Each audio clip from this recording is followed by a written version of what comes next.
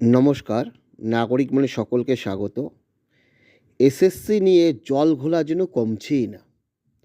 26,000 চাকরি বাতিল, সেখানে টেন্টেড, আনটেন্টেড, যোগ্য, অযোগ্য এবং সর্বোপরি 26,000 চাকরি বাতিল। ওএমআর মিসম্যাচ, র্যাঙ্ক জাম্পিং,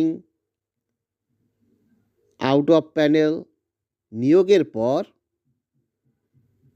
শেষ পর্যন্ত হাইকোর্ট, তারপর বাক কমিটি, সিবিআই, সুপ্রিম কোর্ট, হাইকোর্টের ডিভিশন বেঞ্চ এবং সর্বোপরি সুপ্রিম কোর্টের ডিভিশন বেঞ্চে 3রা এপ্রিল 2025-এ 26,000 চাকরি বাতিল এবং নির্দেশ অযোগ্যদের কাছ থেকে বেতন ফেরত এবং বাকিদের কাছে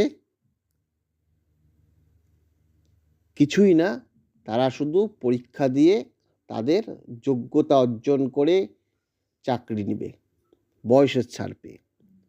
এবং সেই প্রেক্ষাপটে পরীক্ষা হলো SLST 2। সেই SLST 2-তে মূল পক্ষ ছিল বা মূল বিষয় ছিল যে কোনো টেন্টেড পরীক্ষায় বসতে পারবে না। তাই ফর্ম ফিল আপ থেকে শুরু করে এডমিট কার্ড বিলি, সেখানে টেন্টেডদের আউট করা হয়। তারপর কল ফর ভেরিফিকেশান, সেখানে টেন্টেডদের আউট করা হয় এবং সর্বোপরি মেরিট প্যানেল থেকে টেন্টেডদের আউট করা হয়। আজকে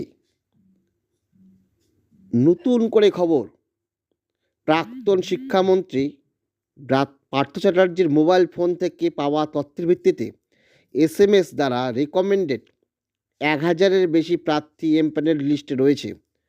কোর্টে আজ সাবমিশন হয়েছে বিচারপতি অমৃতা সিনহার বেঞ্চে। আগামী দিন সেই সমস্ত সকল প্রার্থীর নাম কোর্ট প্রকাশ করার নির্দেশ দিয়েছে। অর্থাৎ তাহলে কি সিবিআই তদন্তে বা বাক কমিটির রিপোর্টে এই 1,000 জনের নাম ছিল না? তাহলে বাক কমিটি এবং সিবিআই তদন্তের প্রেক্ষাপটে সুপ্রিম কোর্ট যে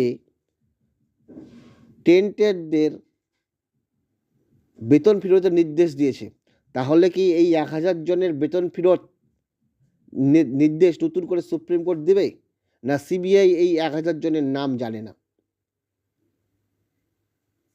কি নতুন মোড় ঘুরছে এই এসএসসি নিয়ে? দেখা যাক আজকের এই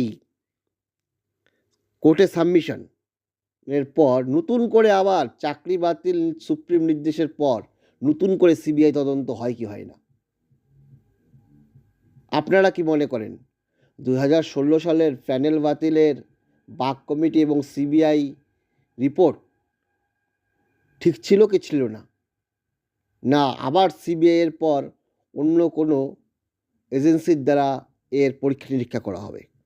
দেখা যাক নতুন করে মাননীয় বিচারপতি অমৃতা সিনহা কী নির্দেশ দেন। ধন্যবাদ।